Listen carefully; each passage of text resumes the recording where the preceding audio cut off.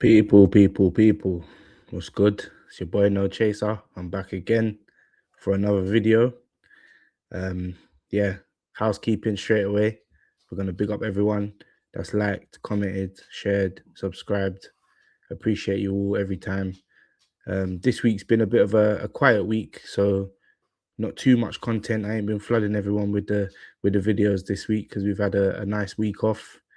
It's done me some good, to be fair, and hopefully it's done the players some good too.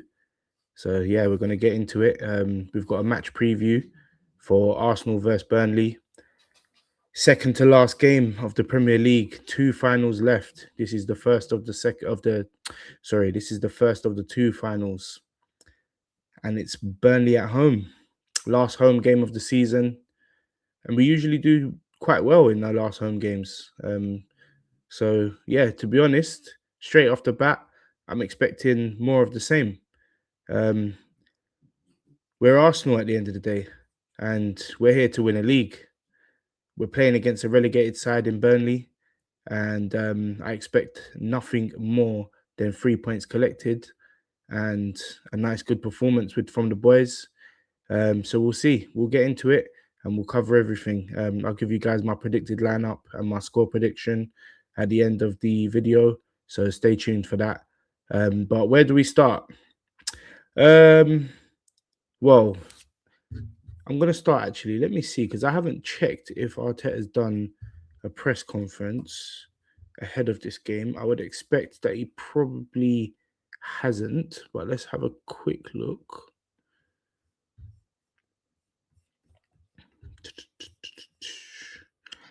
No, it don't seem like he has, but there was one that's published on the Arsenal website on the 14th of May. I'll quickly share this with you. Just bear with me a second.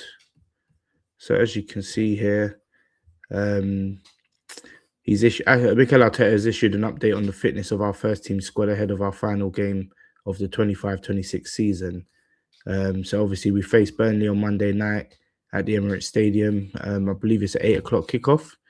And yeah, so I'm sure he's expecting us to win. I'm sure all fans are expecting us to win.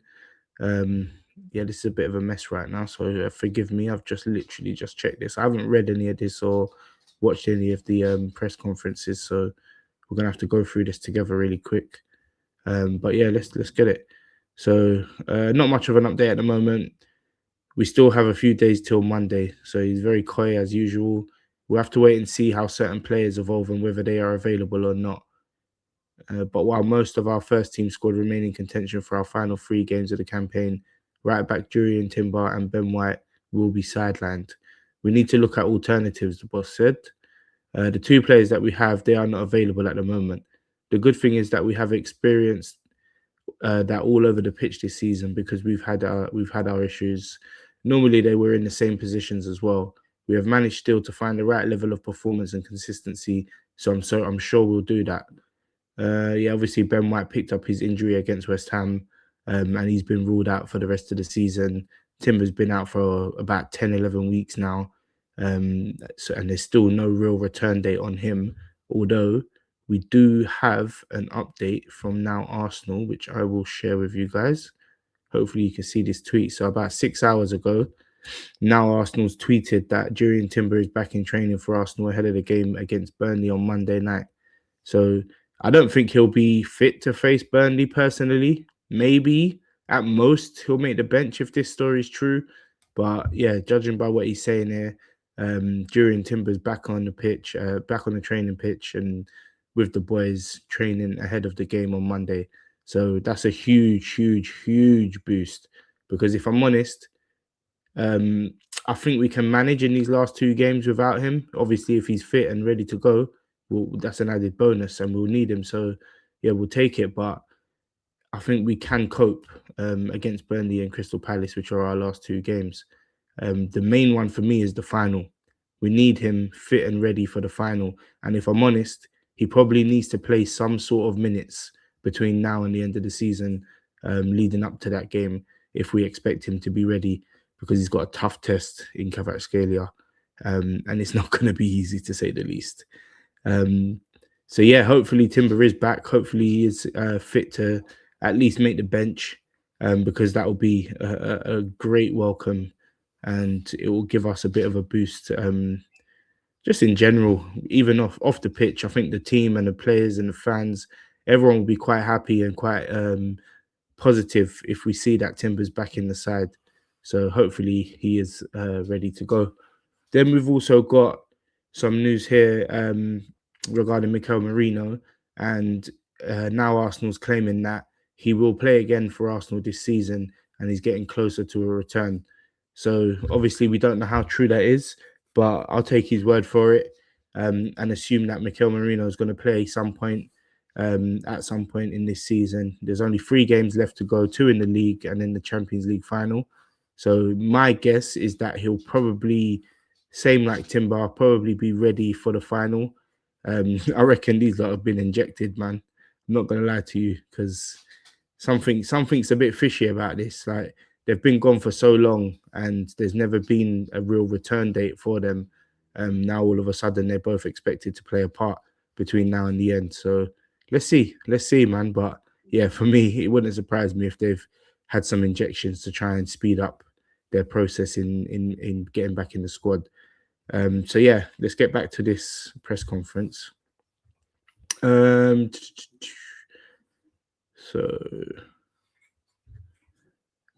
all right, he said here, we have to wait and see. It looks like a long-term injury. That's talking about Ben White. At the moment, the focus is, can we have him back and available for Arsenal? That's not going to happen in many, many weeks. So many weeks is basically saying, yeah, done. He's done now. And if I'm honest, I actually feel like there's a strong chance that Ben White goes this summer. So he may have already played his last game for Arsenal, which would be quite sad, given everything that he's done for us and how important he has been over the years. But in recent times, the injuries have just kind of got the best of him, and he's lost his way a little bit, man. But if he does end up leaving, I wish him all the best, because he was a great player for us. And if he ends up staying, then perfect, because I think he'll be a great backup, as he has been to Timber. So yeah, we'll see how that goes. Despite not being on the pitch, Durian has still impressed the boss with his attitude and being around the squad, in and around the squad rather.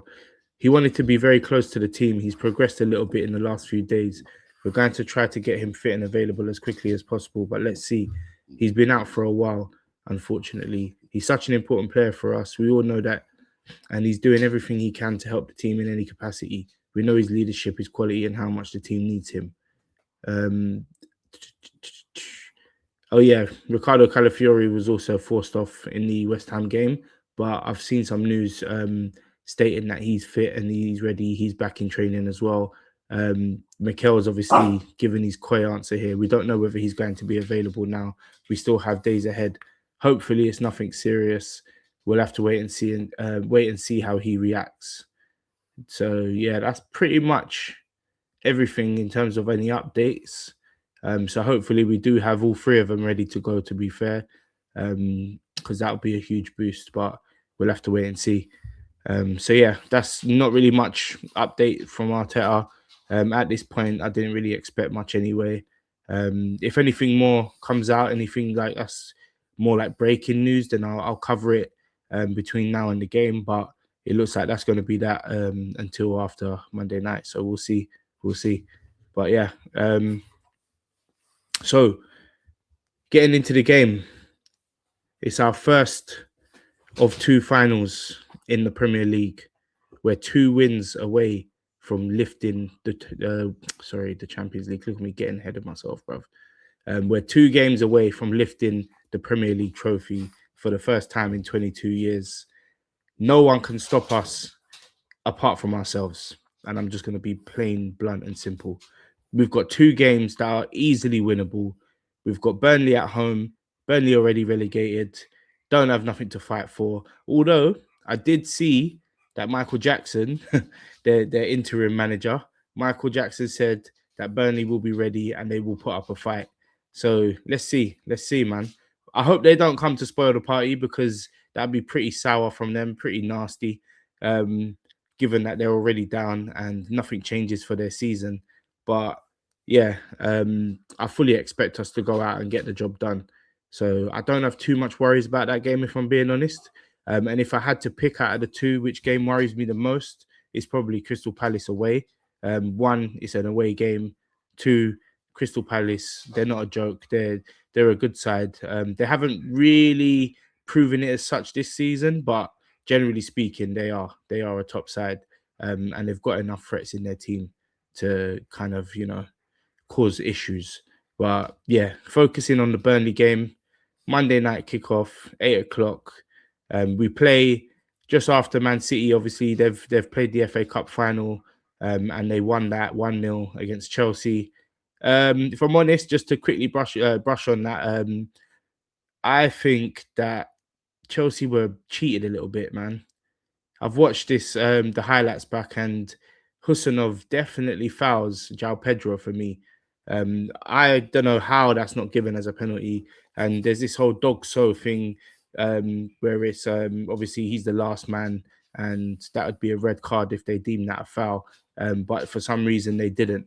So yeah, I guess it's allowed to you're allowed to body check players these days, without even competing for the ball as such. So yeah, whatever. It is what it is. Man City have done the double. Obviously, they're still within a chance of winning the Premier League, but I fully expect it to be Arsenal's year this year. So I don't have too much worries in that sense. I'm pretty calm about the final games that we've got left in this season. Um, but yeah, so we play Monday night, and Man City play Tuesday night, which is just 3 days after their final. They've got to go away to Bournemouth, which is a tough game. And I expect Bournemouth, given that they've got something to fight for, they can still potentially get Champions League football and, worst case, Europa League football. So that'll be either way. That'll be a massive boost for them, going into the new season. So I expect there to be a fight there, and I expect for Arsenal it to just be somewhat plain sailing. I don't expect three, four, fives, but I expect a competent performance, and yeah, just to get the job done. 3 points collected, take that home, and one more game to go. In terms of like Burnley's threats, I don't really know what they've got. If I'm honest, they're still quite a solid side, very regimented and very uh what's the word to say?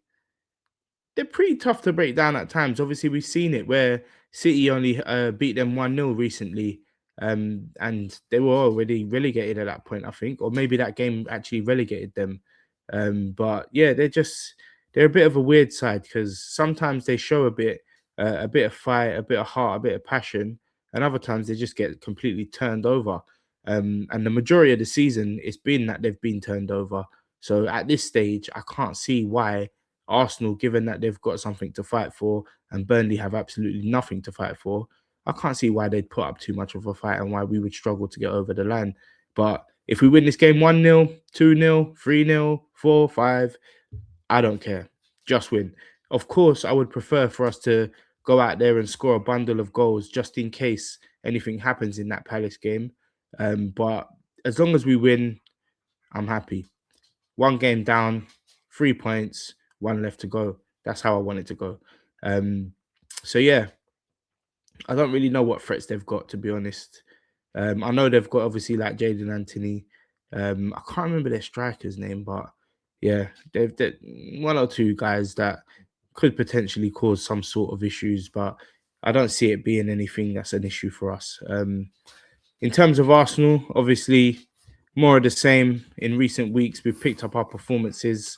I'll credit it to Mikel Arteta making some changes and bringing the likes of Lewis Skelly into the midfield, which I think has made us a little bit more fluid, a little bit more comfortable, with Deck being in the six as well. So things seem to be a lot more controlled, a lot more free, and we've created a fair few more chances in recent weeks in comparison to other stages of the season. So I expect more of the same. I expect us to get out, get the job done, and get home. Simple as that. In terms of the predicted lineup, well, we've had a full week's rest. Um, it's a weird one because there is potential that Arteta could rest one or two players, but also I think that would be the wrong idea for me. I just think put out your strongest team, get the game done, and if we're 3 up, get some guys off, and yeah, play some more of the squad depth players, the backups like Noni, um, Havertz, maybe a Jesus, players like that. Get them on the pitch and let them have a run out. But if we're struggling in this game, which could potentially happen, then obviously we want our best team available and on the pitch and ready to fight for everything. So yeah, predicted lineup for me. I'm going with obviously David Raya in goal. Simple. Right back is a tricky one because obviously there's no Ben White, there's no Timber. I've seen some people say some crazy things, man. Maybe not so much for this game, but for the final, I've seen some rubbish on X where people are talking about put Martinelli at right back, and to me, I just don't understand the logic. It's plain and simple. It's got to be Mascara. He's our only real alternative for that position. So Christian Mascara right back for me. Centre back partnership, we know what it is, man. Say it every week, doesn't change. William Saliba and Gabriel Magalhaes. Left back, obviously, I'm hearing that Calafiori's fit and ready to go.